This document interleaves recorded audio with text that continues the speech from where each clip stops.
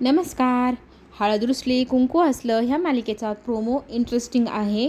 आपण पाहतोय चाव्या मिळवण्याची जी काही स्पर्धा आहे त्याच्यामध्ये आता देवी आईच्या मंदिरात उद्या 7 वाजेला आपल्याला आरती महाआरती जी मिळणार आहे त्या आरतीमध्ये या दोन्ही सुनांची चुरस लागलेली पाहायला मिळणार. स्पर्धेत जो कोणी जिंकेल त्याला चाव्या सुपूर्त करणार आहे बाळजाबाई. तर स्पर्धेचे नियम काय, तर 500 वाती, 500 कणकेची दिवे बनवायचे, 5 प्रकारची विविध फुलं आणायची आणि ही सगळी मंदिरात वेळेत नेऊन पोचवायची. मंदिर झाडायचं, पुसायचं आणि जी कोणी जिंकेल तिला 7 वाजेला आरती मिळेल आणि तिला जी आरती मिळेल ती आरती मिळालेली सून विजेती असणार आणि तिला चाव्या देण्यात येतील. आता इथे 500 वाती वाळायच्या आहे म्हटल्यावर लक्ष ठेवण्यासाठी बाळजाबाई पूजाला म्हणते, मी तुझ्यावर लक्ष ठेवणार. तर इथे कृष्णावर कोण लक्ष ठेवणार, तर इथे पूजा लगेच म्हणते की माझी आई सावित्री ही कृष्णावर लक्ष ठेवेल.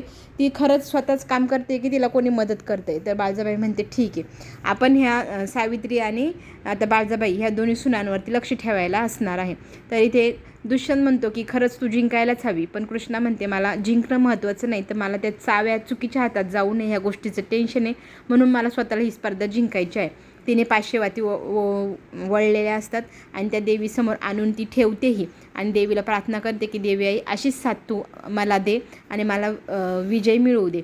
तर ती तिच्या खोलीत झोपायला गेल्यानंतर अर्ध्या रात्री पूजा आणि समर हॉलमध्ये येतात आणि इथे आपल्या कृष्णाने ज्या वाती वळलेल्या असतात त्या वातींवरती ती कापूस पेटवून देते दुसऱ्या वातीच्या ज्योतीने आणि काहीतरी कापूस जळल्याचा वास आपल्या कृष्णाला येऊ लागतो खोलीमध्ये. ती धावत पळत हॉलमध्ये येते, देवी आईसमोर उभी राहते. तर पाहते तर काय, तिच्या सगळ्या वाती जळलेल्या तिला दिसत आहे. खरं तर ही सुरुवात झाली आहे पूजाने केलेल्या खोडकर कामाची. चला तर मग आता कसा विजय मिळणार कृष्णाला ते आपण पुढे पाहूया. धन्यवाद.